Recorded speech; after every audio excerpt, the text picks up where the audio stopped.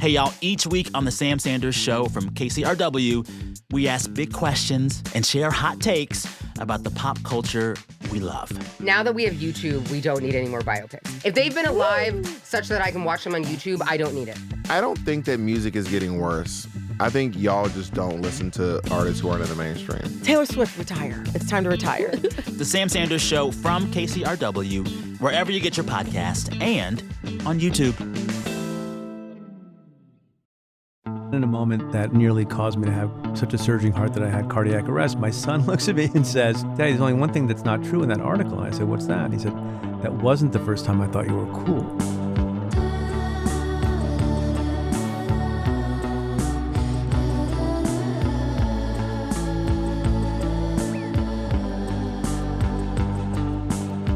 This is Life in 7 Songs from the San Francisco Standard. I'm Sophie Behrman. My guest this week is Preet Bharara. This episode is dropping on Election Day, so I thought it'd be a good time to share my conversation with Preet. He is the host of the podcast Stay Tuned, author of Doing Justice, and most famously, the former U.S. Attorney for the Southern District of New York, where he spent years fighting organized crime, Wall Street corruption, and public officials on both sides of the aisle, right up until he was suddenly fired following a public showdown with President Donald Trump in 2017. Long before he made headlines as the Sheriff of Wall Street, Preet was a first-generation immigrant from India growing up in suburban New Jersey, more specifically, Springsteen country. Preet's love of Bruce Springsteen's music is almost as strong as the love he has for his country. Preet is unabashed about both. Preet Bharara, thank you so much for coming on the show. It's good to be here. I'm a little nervous. Usually I talk about law and politics, not music. I'm sure you've made people very nervous. Apparently, I'm told. People would joke that the worst message you can get is Preet Bharara's online too. So your Twitter bio, your X bio, introduces you as patriotic American, proud immigrant, Springsteen fan. Yes. Banned by Putin, fired by Trump, former U.S. Attorney, Southern District of New York, host of Stay Tuned. It captures so much about your story. But since this is Life in 7 Songs, let's start with that Springsteen fan part. And you said you could have filled an entire list of 7 songs, maybe more, with Springsteen. So how did you first fall in love with him? So I grew up in Jersey. My dad was a practicing physician, a pediatrician, in the great town of Asbury Park, New Jersey, for like 50 plus years. So I don't know if you know this, by order of the New Jersey State Constitution, if you have a family member who lives or works in Asbury Park, you must love Bruce Springsteen. I didn't need the statutory requirement. Naturally fell in love. I don't know if people remember this. I don't know if you have old people like me on the show often, but there was this deal that you could get that was in some ways too good to be true. It was Columbia Records. And for like a penny, they would then send you their selection of the month every month. And then if you didn't return it, you owed them like $9,000. No, you owe them like $20 or something for the LP. And I convinced my dad this was a good idea. And in that first batch, I got The River in 1980, and I've been listening since. Well, it's no surprise that Springsteen, of course, makes your list. You picked Thunder Road, which is the opening song on the album Born to Run. Yeah. Why'd you pick this one? That's sort of the soundtrack of my life. Not that I was born in a town of losers and was pulling out to win, but there's something about the precision of the lyrics along with the melody that every time I hear that song, I'm inspired and I get goosebumps. I don't think they make songs like that anymore. I mean, there are other songs that people like better, but for me, pound for pound, note for note, dollar for dollar, it's Thunder Road. There's something about that melody in that song and that aspiration that just is very moving to me. Hey, what else can we do now except roll down the window and let the wind blow back your hair? Well, the night's busted open, these 2 lanes will take us anywhere. We got one last chance to make it real.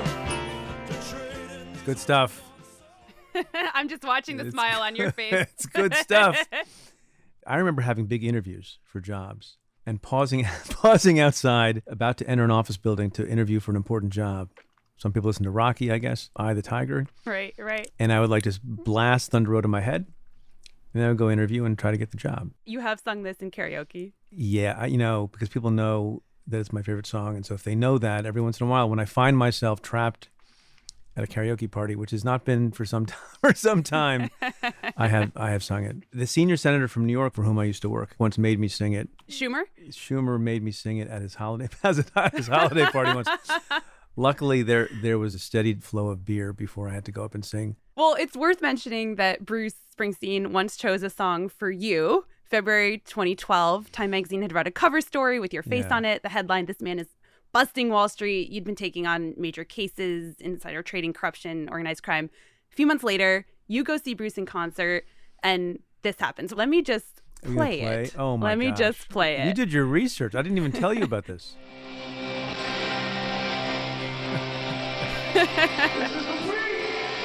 There we go.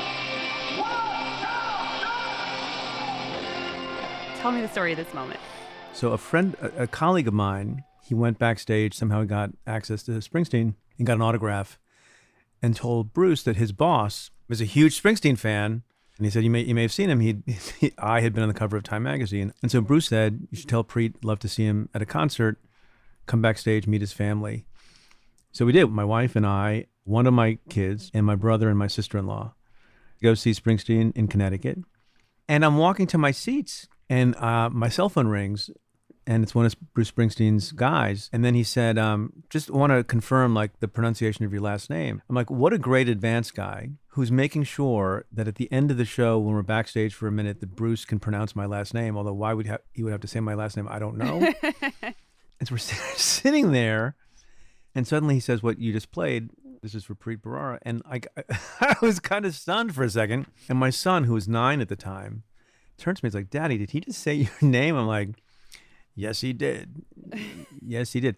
And it's a song about financial fraud and what some people on Wall Street did. And, I don't know if it was an exhortation or a compliment or maybe even a criticism that we weren't doing enough. But it's a powerful song. One epilogue to that I like to tell when this comes up, and it hasn't for a long time, is there was a reporter from the Daily News in the audience who called up our press office and said, I think I heard Bruce give Preet Bharara a shout out at the concert. Mm-hmm. Was he there? And so we confirmed that I was there, and they asked me for a quote. And I said, well, it was really cool. Obviously, Bruce is one of my heroes, but it was, I think, the first time my 9-year-old son thought I was cool. So the next day, the Daily News publishes the article, and I call my son down to read the article, and it has that quote. And then in a moment that very nearly caused me to have such a surging heart that I had cardiac arrest, my son looks at me and says, Daddy, there's only one thing that's not true in that article. And I said, what's that? And he said, that wasn't the first time I thought you were cool. Oh. So, yes. So you let me indulge in that story. That is very sweet. So you mentioned growing up near Springsteen's home turf in New Jersey. Your family emigrated from India when you were 2 years old. What was your childhood like? It was a great childhood. My dad was a budding pediatrician, and we were a recently emigrated family to the States and Jersey. And it was kind of like, I guess, the story that a lot of immigrants have. One foot in the old world, one foot in the new world, trying to get along with everyone around us. My parents trying to maintain some pretty strong connection culturally, culinarily, if that's an adverb, musically, to the old country. So my childhood was listening to a lot of old school Indian music, including Bollywood music of the 60s and 70s. And that was the music that was played in my house. And so while we were eating Indian food at home, and my mom was learning new recipes and would make, burgers and pizza and other things that the non-immigrant boys and girls were eating on the block and in the town and the neighborhood, she was inflecting those things with Indian spices. I still think she makes the best burger because it has like a bunch of Indian spice in it. So it's got some kick. Yeah, we ended up having sort of a melting pot of flavors, tastes, cuisines, and music. And you chose the song Amar, Akbar, Anthony. So that song is sort of a representative song of like the Bollywood tradition of the 70s. The Bollywood tradition was, and I think still is, to have show-stopping musical numbers in the middle of long, dramatic soap opera type films. And one of the iconic Bollywood films that I saw growing up was a movie called Amar, Akbar, Anthony, played by 3 really prominent Indian actors. But the title song, I feel, is like an iconic representative song of my childhood in the United States, courtesy of India. अनहोनी को होनी कर दे होनी को अनहोनी अनहोनी को होनी कर दे होनी को अनहोनी एक जगह जब जमा हो तीनों You can see the straight line from Bollywood to Springsteen. Can you not? Absolutely. It's We're going to draw it in the maybe course a little, of this just a little conversation. jagged line. I mean, were other kids, friends of yours, listening to Bollywood music? I mean, Indian immigrant kids were. No, nobody else was. How Nobody many else. of those were there? There were a few. You know, it's funny. I was thinking about this when I was putting the list together. There are a bunch of songs that I remember from being a child, and they stay with you if you learned them when you were 5 or 6 or 7, when you were kind of safe and being taken care of, unlike when you're an adult and you're all on your own. And I remember, so I wrote this book. It's called Doing Justice, about my experiences as a prosecutor and seeking justice for people and causes. And then I began editing the book late at night, like after 11, 12 o'clock when everyone went to bed. So I wanted music that would be relaxing and calm me during this difficult process. So with a glass of wine, at midnight every night for weeks, I listened to the old music from my childhood. And I found that was calming to me and conducive to editing in a way that other music wasn't. I think because I learned it when I was a young child. Mm-hmm. So now we're going to draw a line from Bollywood to Queen and talk about Another One Bites the Dust. Why does this Okay. one make your list? So we come here as immigrants. We're sort of fed a diet of Bollywood music on 8-track, by the way. I think it was even before the time of the cassette tape. Young people are like, I don't know what this guy's talking about. And then it's like 1975, 76, 77. Disco's all the rage, and that was what was on the radio on AM. And then I discovered rock and roll.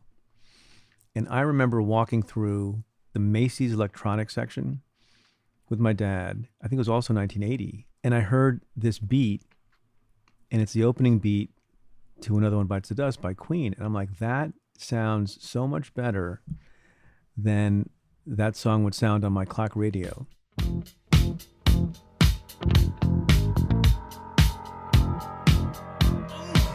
Let's go! He walks further down the street with the brim pulled way down low. Ain't no sound but the sound of his feet. Machine guns ready to go. Are you ready? Hey, are you ready for this? Are you hanging on the edge of your seat? That song, as they say, still slaps. Does it not? Yeah, absolutely. So we got the album, and I associate that song with my first actual stereo with like big wooden speakers, which was a lot of money back then. It was like $99 for like I think a cassette player and 2 big ass speakers. and up to then, all the music I ever listened to in my room, my parents had a stereo, but that was for Bollywood music. But then I got to play my own rock and roll music on my own stereo. So that was the beginning of that. What was your relationship like with your father? He's played into a couple of these songs already. Good religion. I mean, he was pretty strict, as he will admit, and really sort of the avatar of the American dream, right? Come to the United States, have a better life, provide more freedom, more justice for folks. Instilled in me and my brother the importance of loving your adopted country, giving back. But he was he was tough. School and education was the ticket. That was his ticket. He was one of 13 in India and the first person in his family to go to college. So, his hard work and study and studiousness was what brought us here. And one generation later, I became, at the appointment of the President of the United States, the chief federal law enforcement officer in Manhattan. In one generation. Tell me about becoming a U.S. citizen. Do you remember that moment? I think that was also 1980. 1980 was a big year for me. I became naturalized, by operation of my parents becoming citizens. I don't recall going to a ceremony, but I will say that other than a Springsteen concert, the top of the list of things that can bring a person joy is attending a naturalization ceremony. And when I was in office as a government official, I got invited to preside at a couple of naturalization ceremonies, one of which I brought my parents to. And it was amazing. It was amazing. I think there's a lot of strife and turmoil and polarization. But I think even people who are critical of the way the government is operating, that, the moment when you see a group of people who came from another place, often not knowing a single soul in the new place, and often with no money, and they came here to be part of the American fabric, like I did, like my family did, like my brother did. There's no more patriotic thing, and that's why this sort of anti-immigrant fervor that's not just about illegal immigration, but about lawful immigration too, and from certain parts of the country, that breaks my heart. Well, and you chose U2's, I still haven't found what I'm looking for, U2 known for writing songs about social and political themes, Bono fighting for human rights and social justice. How does this song fit into your life story? So I went to college in 1986. One of the two posters I had on my wall, I think one was a poster of Robert Kennedy, Bobby Kennedy, and the other was the U2 cover of War, which has that iconic picture of a young boy. So I was all into U2, and then Joshua Tree came out, and boy, did I listen the hell out of that that album. I mean, I listened to that album backwards and forwards, again and again and again and again, and I still haven't found what I'm looking for. I thought was in some ways the best song on that album.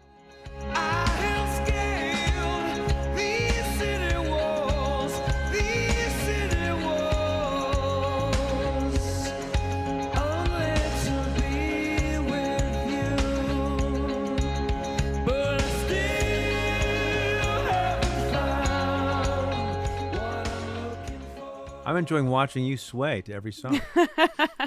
It's kind of fun for those of you who are just listening to this.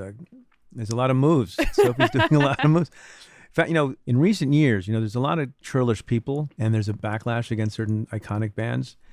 And there's some people who love to say they hate you too, and that's their business, but they're dead freaking wrong. This is college times. Were your ethics sort of being formed at this stage? Had they already appeared within you? I mean, this music sort of touches on that. I took two classes that were very significant to me early in college. One was literally called Justice. I also took a class on the phenomenon of genocide.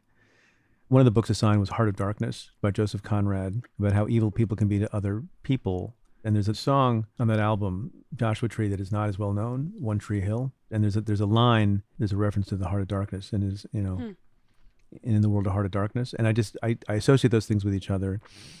But obviously, I'm more cynical than I was, although I maintain, I hope, a core of idealism. But look, if you were that guy, like I was, pretty impressionable, U2 listening, 18-year-old student in college, and U2 was singing about justice and singing about apartheid and all sorts of things that were important to the world, then you were hooked. And I was. After a quick break, how that idealistic college student becomes the sheriff of Wall Street. Stay tuned.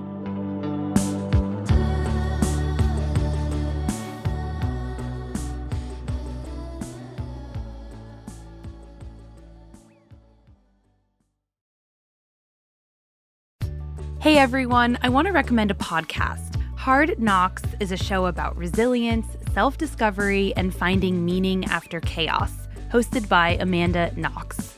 Each week, Amanda sits down with fascinating guests, writers, thinkers, artists, to explore how we learn, grow, and rebuild ourselves after life knocks us down. Amanda brings humor, honesty, and hard-earned perspective to every conversation, drawing on her own experience of being wrongfully convicted and rebuilding her life. Amanda was a guest on Life in 7 Songs in one of our most moving episodes, opening up about how music became a lifeline during her years of wrongful imprisonment.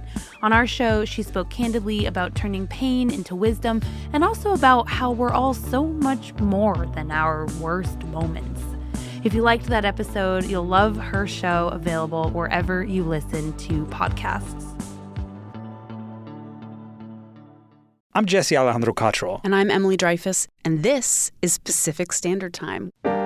We have stories from all over the state of California, all the big battles that are happening here. Prop 50, housing affordability, tech, and immigration. And we're really excited to bring you the stories about how California is dealing with what it means to be alive in 2025. Subscribe to Pacific Standard Time, a new weekly show from the San Francisco Standard.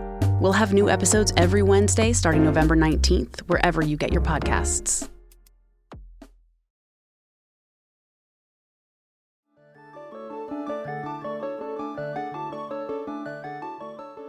In 2001, you're working as an assistant U.S. attorney in Manhattan. And in April, you and your wife welcome your first child, a daughter.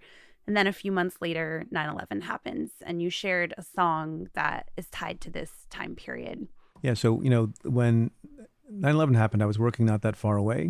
The U.S. Attorney's Office was just a stone's throw from where the towers had stood.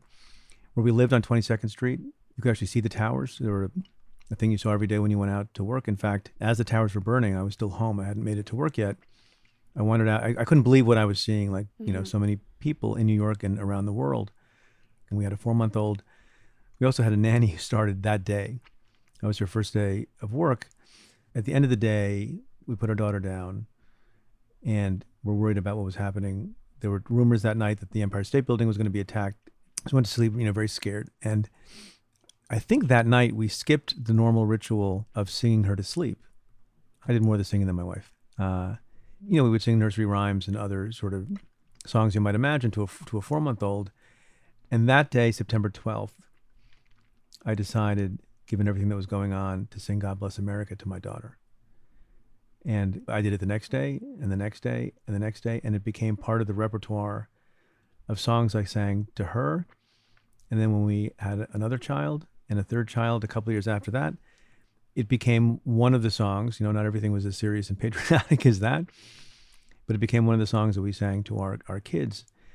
So much so that the same son who came with me to the Springsteen concert, he had I guess it's like a 5th birthday, and we had someone come over and, you know, play guitar for the kids. And she said to him, "So what's your favorite song? We'll play your favorite song." He said, "God Bless America." And she said, "That's a first." And, you know, it sounds a little corny and maybe odd, but that was an expression of love of country. And I think there's nothing wrong with that and nothing to be embarrassed about. So God Bless America. And you picked a particular rendition of this song. I did. Daniel Rodriguez, who was a uniformed police officer, he kind of captured the imagination of the people of New York in particular, and I think the country at large. And he went to games and he would just belt out an amazing version of God Bless America. I think they started calling him the singing cop. And there was something about, you know, given how many members of the force passed away and how many members of the fire department passed away, to have a uniformed cop sing with such passion that song at that time when there was so much mourning going on and sadness going on was really something. And we have that one pulled, so here it is. God bless America, my home, sweet home. Wow. I mean, can you feel that? Mm. You can feel it. You can feel it even though we are far away from each other and on the video screen. No, it was really something. You know, the country was brought together, however briefly.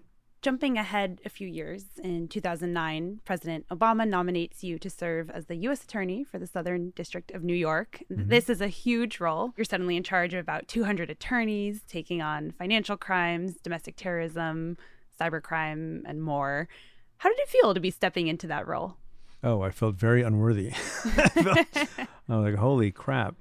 It's funny, people tend not to like turning 40. I was very pleased to turn 40 because I thought 39 seemed like way too young to have a job with that much power and responsibility. Wow. Now I look at 40-year-olds and I'm like, did you just graduate from college? Like, what? You're just a kid. How can you have any responsibility at all? And, you know, and the weight of the legacy of the office, the storied nature of it. Yeah, so I felt a lot of responsibility to do it right and to do it well. I should also say, for the record, that most of the work and the great responsibilities that were undertaken were by the 450 people who worked with me and for me. I miss it. It was great. You said in a 2012 interview that was the best job you could ever hope to have. You'd like to keep doing it so long as the people who are in the position to let me do so, let me do so. So that turned out to change at some point. So what happened? It's a long story, but the short of it is, I expected to leave when Trump unexpectedly beat Hillary Clinton in 2016. And then for reasons that are still not clear to me, he made an overture, asked me to meet with him and asked me to stay another term. And, you know, I had some trepidations about that, but all things considered, I had a lot of work still to do. We had important investigations still pending and ongoing, and I agreed to stay. But he then started calling me on the side, which is weird and inappropriate. Now, it seems quaint now that you would think there's something untoward about, you know, the president calling a sitting United States attorney when now he picks his personal lawyers for those positions. And then one day in March of 2017, the Secretary for the White House left a message, asked me to return the call of the president. I didn't know what he was calling about. I thought it was like not appropriate unless I knew what he was calling about. So I just said, I think it's not a good idea for me to talk to the president unless I know what it's about. And the next day, I and all the other Obama U.S. attorneys were asked to resign. I refused to resign. And the next day I was fired. Wow. That's the very short version of how I was out of a job. What's one case or one accomplishment that you're most proud of? So I never pick a case in response to that question. I don't choose among my kids. I don't choose among my cases. There's some cases that were higher profile than others, and some cases where justice was accomplished for a larger group of people than in some other cases. Some people think I would pick that case. What I do say is that I hope my greatest accomplishment was leaving the place in as good or better a position than I found it, and hopefully that's true. And by the way, I'm not being critical of anybody who's served in that position since I was there, but it's some troubled times in the Southern District of New York with a series of resignations, some forced resignations, some inexplicable firings. I hope and believe that I and the other people who served in those positions before me and immediately after me have had a sufficient impact on that place that it maintains its strain of independence and integrity that is at risk. So if there's anything I can say that I'm proud of, it's hopefully reinforcing that tradition and culture of independence and integrity at that place when I was there, and hopefully now outside from afar talking about it. Your next song is Wagon Wheel by Darius Rucker. What's the story behind this one? So one of my sons, I think I mentioned all my kids, if I give them equal time, I'm going to get in trouble for not giving them equal time. So one of my sons plays guitar and loves country music, which is not a kind of music, not a genre of music much played in the Bharara household up to that point. And so I took him right before he got into college. I took all of my kids on a father-child trip. Before they went to college, we went to Nashville so we could listen to some country music. And so there's a song called Wagon Wheel, which I think is terrific. And I had not appreciated, as I came to appreciate through the story I'll tell you, that Wagon Wheel is a song that some people think was so overplayed, particularly in the South, that they swore it off. But it was like relatively new to me. And so we're eating at a restaurant with a live band, and they asked for requests. And I said, Wagon Wheel! And the lead singer started laughing. He was like, oh, he thought I was joking. And I must have looked crestfallen. And the guy's like, shit, you're serious. And I'm like, if that would be all right, sir, I would like to hear Wagon Wheel. And there was a moment that he looked at his band members and he's like, you know what? We haven't fucking played this song for a long time, and there's a reason people love it. It's a great song. And then they played the living crap out of that song. Was your kid embarrassed? He was a little bit, and then they rocked it. I mean, they just killed it. That was the best rendition I'd ever heard of the song, but I don't have that on tape. That is not on YouTube. So I proposed the Darius Rucker version of the song. I made it down the coast in 17 hours, picking me a bouquet of dogwood flowers, and I'm hoping for Raleigh I can see my baby tonight. Come on, Preet, you gotta sing this one. Mama like a wagon wheel, rock me, mama, any way you feel. Hey, mama, rock me. This is one of my songs too, by the way. Oh, it is? One of your 7? It is. We have an overlapping song? Yeah, this played in my college years a lot. Oh, I'm glad you love it too. I love that you bonded with your son over music. It's like how you bonded with your dad with that Queen album. Yeah. Thinking about all 3 of your kids, what's the most important thing you and your wife tried to teach them? Oh, I mean, that's easy. To be good people. They're all very, very accomplished academically, really smart.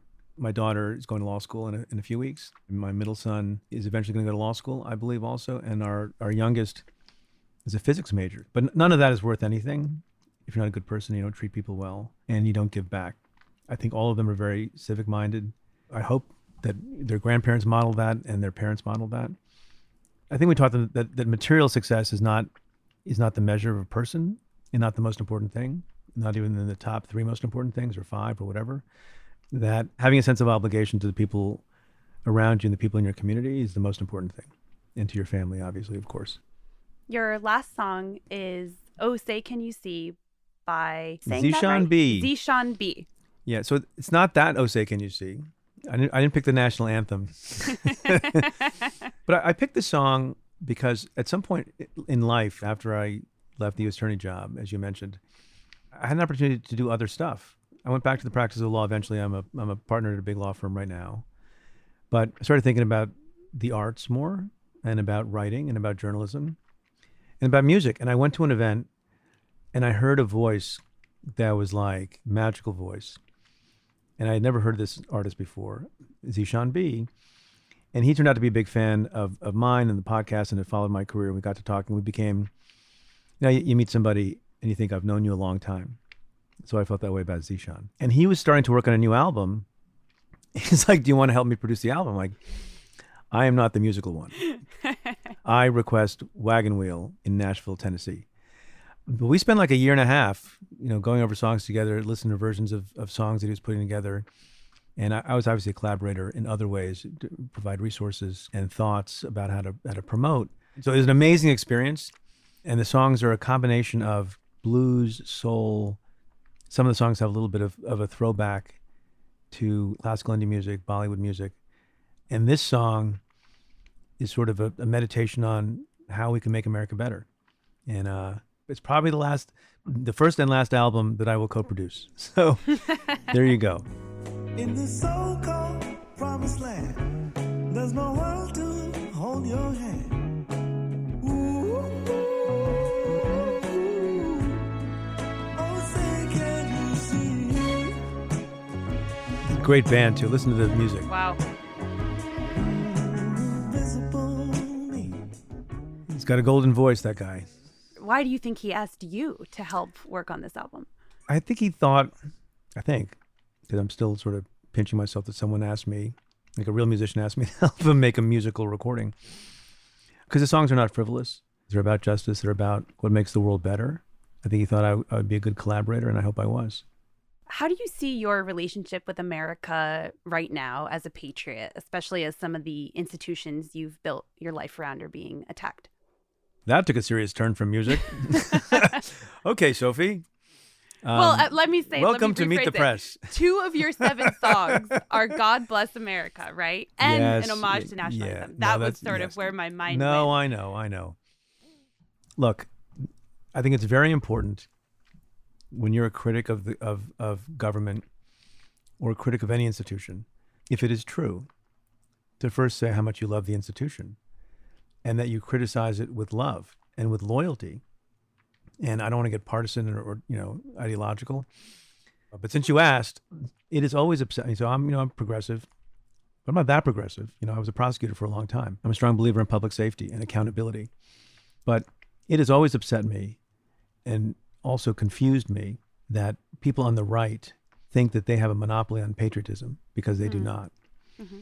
And people on the left, I will say, now that we're getting to the controversial part of the program, there are people on the left who think there's something odd or jingoistic or inappropriate about sort of bald assertions of love for your country. I don't agree with that. I don't get that. I tend to think sometimes it's an aesthetic thing, that it's corny and it's not cool, it's not hip to say you love your country. And obviously, if you don't love your country, you shouldn't say you love your country. But if you do, you should express it. And I think the things you say after you make that clear are more likely to be paid attention to. They're more likely to be respected. And they're more likely to be seen in the light in which you meant them. So I'm unabashed about that. And look, and it may be because I'm an immigrant. You don't need to be an immigrant to love the country in a certain way. But there before the grace of God, I'm not living here. My family chose to come here. And if you've taken the volitional act of leaving everything that is comfortable and familiar, it's a crazy thing. Like immigrants do. It's crazy what immigrants do. I always joke that when I moved from New York to Bethesda, Maryland, I'm like, that's a huge cultural change. Much less, Punjab, India to Buffalo, New York, and Asbury Park, New Jersey. But I do think that if you're a recent immigrant or a first-generation immigrant, there's something about that experience that causes you to appreciate what you have in America on a much more frequent and daily basis than maybe some people who may forget and take it for granted. So I try not to. Preet Bharara, thank you so much for sharing your 7 songs. Thank you, Sophie. That was a lot of fun.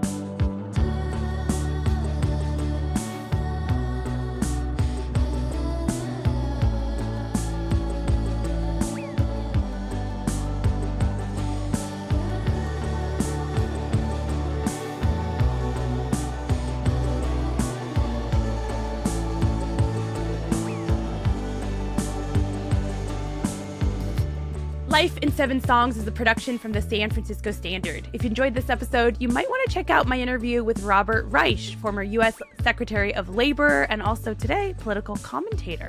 Our senior producer is Jasmine Morris. Our producers are Michelle Lands, who also mixes the show, and Tessa Kramer. Our theme music is by Kate Davis and Zubin Hensler, and Jess Hutchison created our show art. Our music consultant is Sarah Tembekshian. As always, you can find this guest's full playlist at sf.news/Spotify. I'm Sophie Behrman. Thank you so much for listening. If you enjoyed the show, like us, rate us, subscribe. Thanks so much.